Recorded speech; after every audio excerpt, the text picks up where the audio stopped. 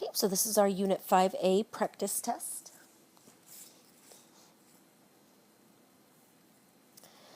Okay, so for number 1, you need to define rate of change. You should have this in one of your lesson packets.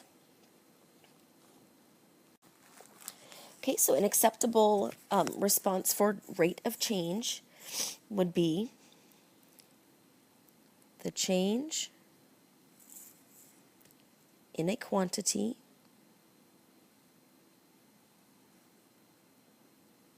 over time.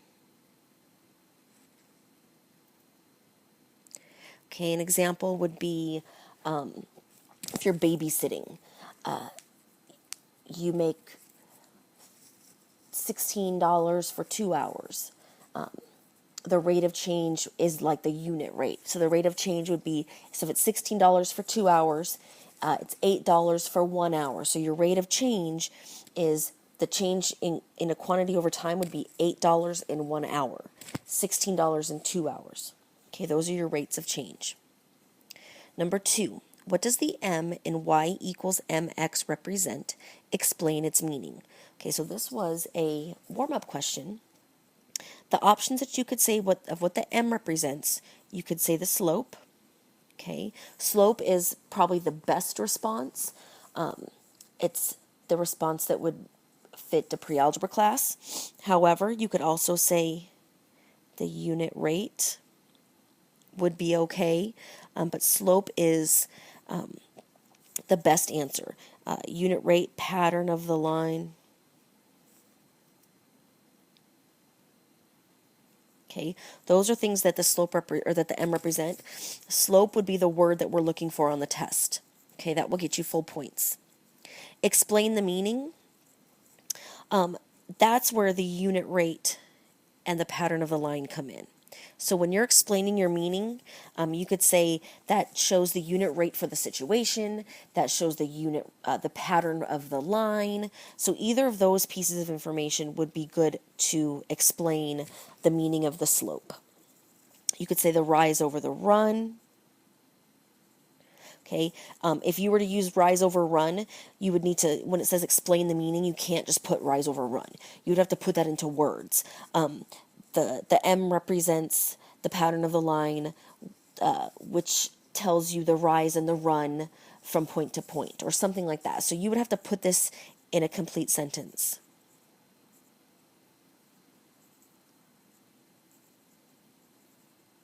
Okay, you can't just write rise over run. We need sentences. Number 3. In a proportional relationship, explain how rate of change, slope, constant of proportionality, and the unit rate are related. So, on a problem like this, rate of change, slope, constant of proportionality, and the unit rate are related. These are actually all the same thing. It's a different way of saying the same thing. Usually with a rate of change can be any change over time. And what I mean is as opposed to the unit rate. For example, the rate of change could be, $8 for 4 lawns mowed. Okay, that would be the rate of change. For every 4 lawns, you get $8. So for 8 lawns, you would get $16. So that could be a rate of change. However, as opposed to the unit rate would be how much for 1 lawn. That's our unit rate. Oh, $2 for 1 lawn.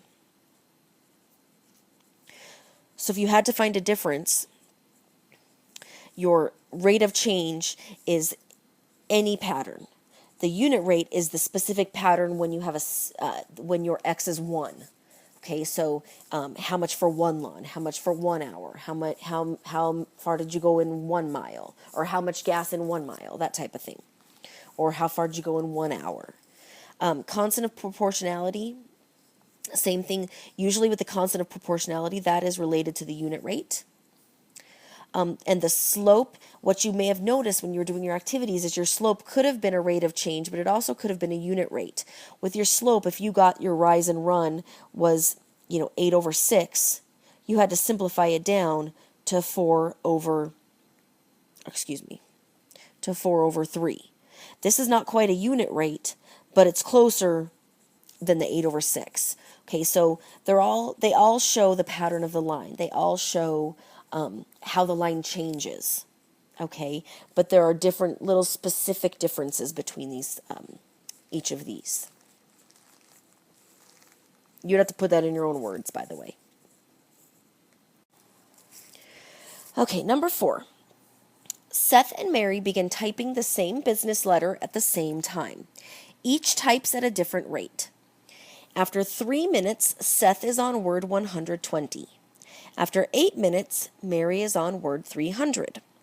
Who is typing at a greater rate of change? We have Seth, and it gives you a rate. Mary gives you a rate. Seth gives you a rate. Mary gives you a rate.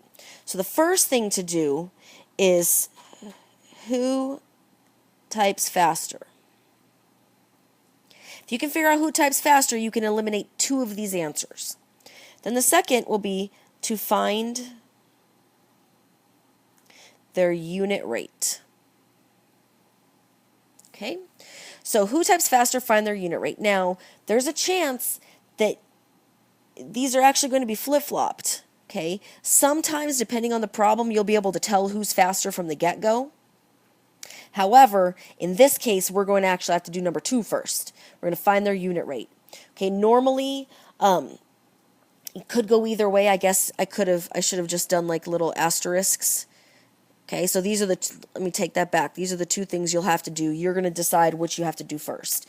Again, sometimes you'll be able to tell just from the problem. Other times we'll have to get the unit rate first. Either way, whichever one you get first is going to eliminate half of your answers. So that's a good thing. So we have Seth.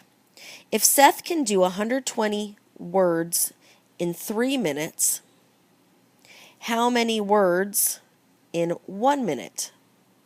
Okay, you have a couple options for this. I kind of put them in a fraction. I could take the fraction and say, okay, 120 and 3, how many, or we could call it W in 1 minute.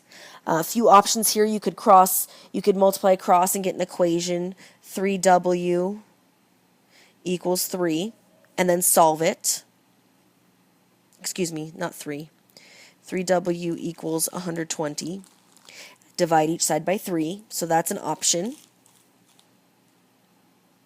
And you would get W equals 40, which means that Seth is 40 words per minute. Okay. The other option that you could have done is you could have said, well, 3 divided by 3 equals 1. So 120 divided by 3 is going to get me W. 120 divided by 3 equals 40. Okay, so for Seth, we've got 40 words per minute. Let's try this again. All right, now let's take a look at Mary.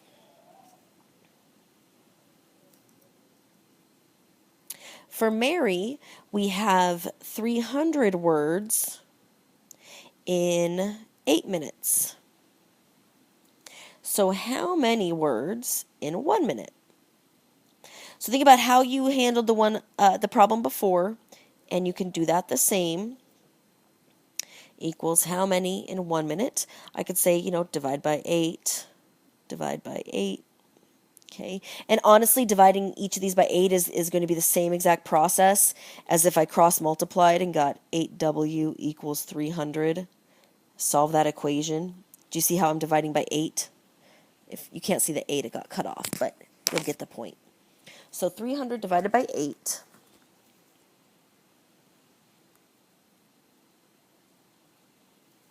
is 37.5. So Mary types at a speed of 37.5 words per minute. Okay.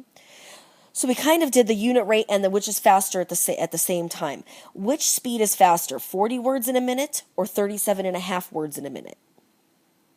It's 40. Seth is our answer at 40 words per minute. Okay, so these two are kind of done at the same time interchangeably, for sure. Again, just put these in a ratio, and that'll help you determine your missing piece of information.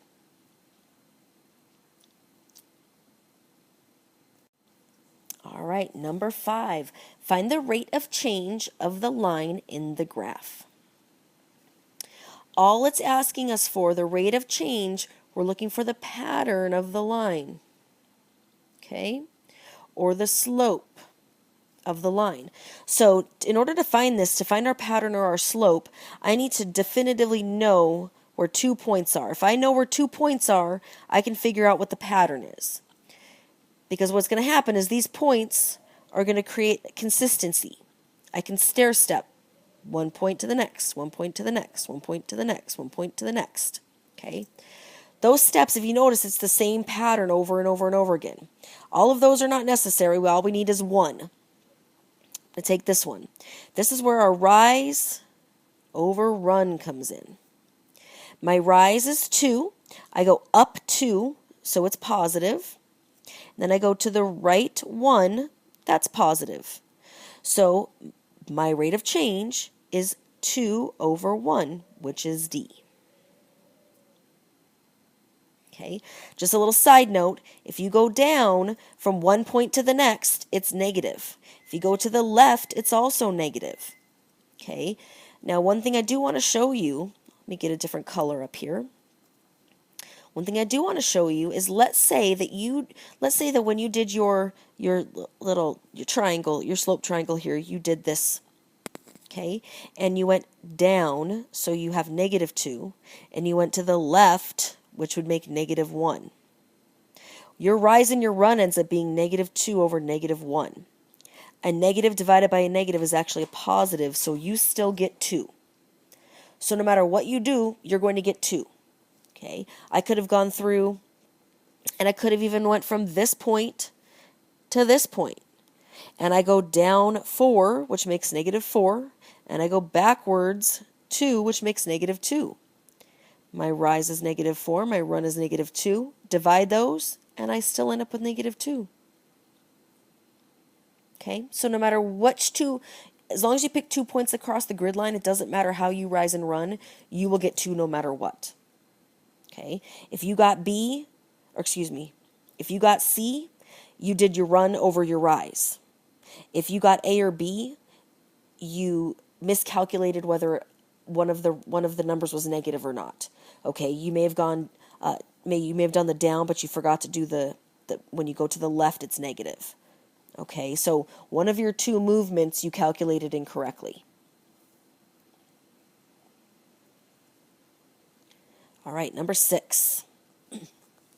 Line T has a slope of 1/3 and passes through 0, 0. Follow these steps. So on this problem, it's going to be important that you go step by step. So our first step says start at 0, 0. Okay, starting at 0, 0. I'm putting the point just so you see that spot. Step 2, I'll do in blue. Step 2 says move right 6 units. So I'm going to go 1, 2, 3, 4, 5, 6 units. Okay, so right 6. From the location designed by completing step 2, how many units up is line T? Here's what this is asking. This is saying if the line continued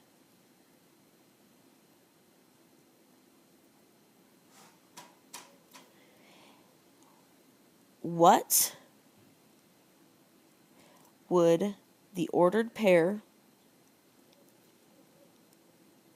be if x was 6? Okay, so it would be 6 what?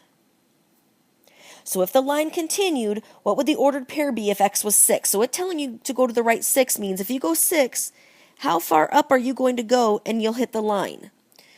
Okay, don't count on your eyeballs to do this, or a ruler or a straight edge. Okay, what you need to do to figure this out is you need to find the pattern of the line. So see these 2 points across the grid line here? I can rise and run. I rise 1, I run 3. I'm going to continue my pattern. I'm going to rise 1 and I'm going to run 3. Do you notice that if I run 3 twice, I get to 6? Ooh, imagine that. If I run 3 twice, I get to 6. How many times did I rise? I rose twice.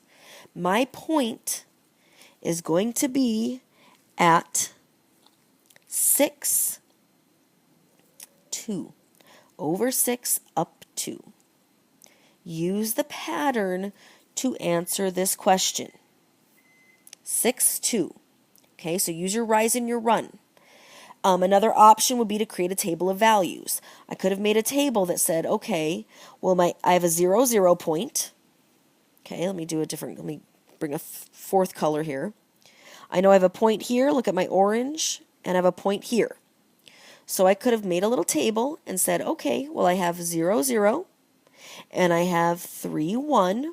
If I continue this pattern, what would it be at 6? Well, I'm adding 3 here. I'm adding 1 here. Oh, look at that. It would be 2. 6, 2 would be my ordered pair.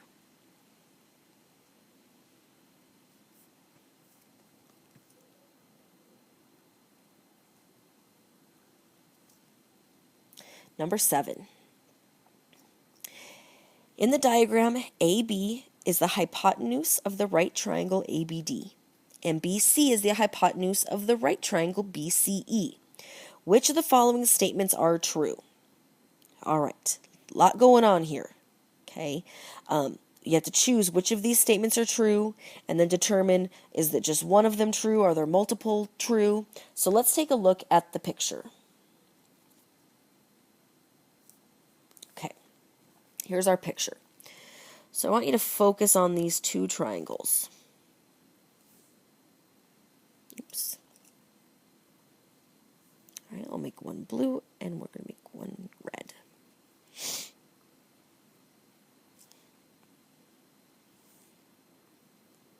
Okay, couple things we know about these triangles that share that the hypotenuse lies on the line. First thing we know is that they are similar. So if they share a hypotenuse, they are similar. The other thing we know is that their slope is the same. Okay, so that means we already know number 2 is correct. So they are similar takes care of this. Slope is the same tells us that this one is out. So 3 is out because the slope has to be the same. Okay, let me rewrite this in red so you can kind of connect the 2. So slope is equal. So again, if 2 triangles, okay, let me rewrite this. If the hypotenuse of 2 triangles are on the same line, like we have here, then, okay, now to decide if A is going to be an answer, here's what you need to look at. This is saying these right here are representing the sides. Okay, so side CE would be this side right here. That's side CE. Side CB is right here. Side DA is right here. And side BD is right here. Okay, so here's what's going to happen for this. What number 1 is asking you is they're saying, are these ratios proportional? So if I compared, oops, sorry about that. So if I compared CE and BD, they should be comparable sides. Okay, so these 2 numbers, these 2 sides should be comparable. So if I look at CE, let me change my color to purple. So if I look at CE, this side should be comparable to BD. And if we look, they are, because they're the left side. Okay, so they're this left leg, so they are comparable. Now the second one, though, CB and DA, let me change to yellow. So for CB and DA, if we look at the sides, CB is the hypotenuse, but DA is not. Because these are not comparable, number 1 is not an option. So our only answer is 2.